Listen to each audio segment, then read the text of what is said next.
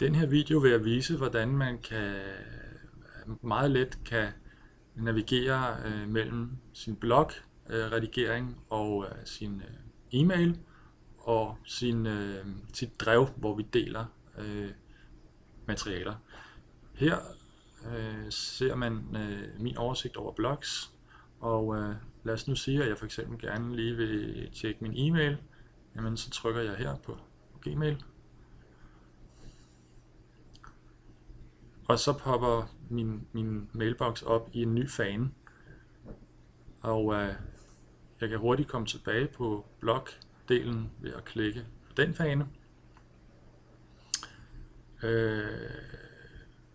Lad os nu sige igen, nu er jeg i Blogger, og nu vil jeg så gerne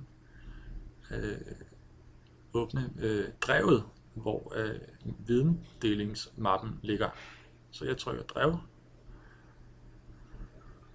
Så åbner der en ny fane her, og her har jeg så adgang til mine mapper. Her er forskellige mapper, og den mappe vi kommer til at bruge er den her, CBSI UV videndeling. Jeg kan klikke på den, og videre ind i mappen her, og navigere rundt, som jeg har lyst.